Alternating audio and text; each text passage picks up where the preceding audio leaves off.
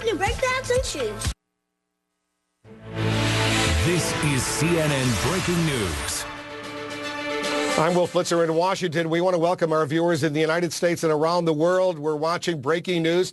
An agreement has been reached in Geneva, Switzerland, between Iran and Western powers, the 5 permanent members of the United Nations Security Council, plus Germany. That includes Russia and China, an agreement to deal with Iran's nuclear program. This is an interim agreement. Iran will scale back some of its nuclear activities. In exchange, the international community will ease some of the very painful sanctions that have been imposed on Iran over these past several years, sanctions that have brought Iran, the new government of President Rouhani, to the table in Geneva. And we'll see what happens over the next few months. The President of the United States getting ready to address the nation, indeed the world, from the White House momentarily. The President will be making a statement. Later, the Secretary of State, John Kerry, we believe, will provide more details of this agreement together with other foreign ministers. They've been negotiating all day with the foreign minister of Iran. Jim Sciutto is in Geneva. Candy Crowley is here with me in Washington. Jim, let me quickly go back to you. Will they say this is a 6-month interim deal? Is that the way this is being billed?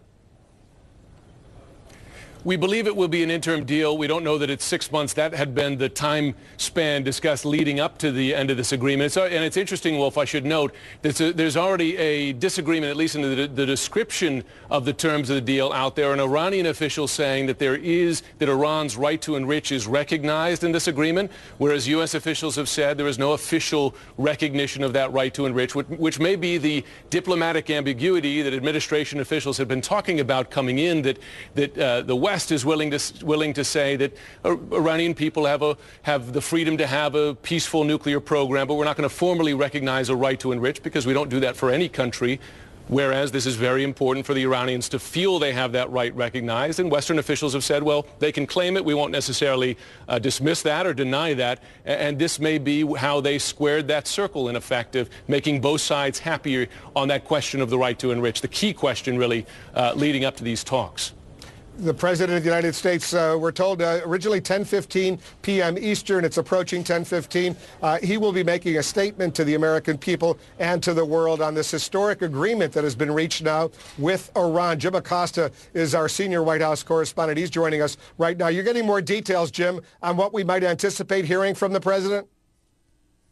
Well, so far, Wolf, just what we're hearing from a senior administration official, and it's what Candy and Jim were reporting earlier. It's what I heard earlier this evening from the senior administration official, that this does, in their view, halt the progress of Iran's nuclear program, including that key facility in Iraq, neutralizing that 20% stockpile that has also been really at the heart of some of these disagreements up until this initial interim agreement. And this administration official also emphasizing this is going to provide for intrusive inspections.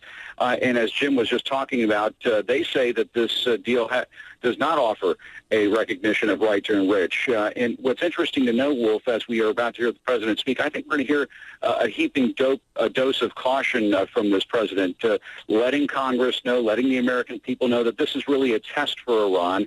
We heard this from White House Press Secretary Jay Carney over the last couple of weeks. He's been repeating this in the briefing room when reporters have brought this situation up, these talks up, that basically the core sanction architecture, as they like to put it, will remain in place, and that some sanctions on the edges of what is applied on Iran and what has really been bringing to bear a lot of economic pain on that country, and in the view of a lot of people bringing them to this point, that most of those sanctions will remain in place. And I think you're going to hear the president emphasize that tonight.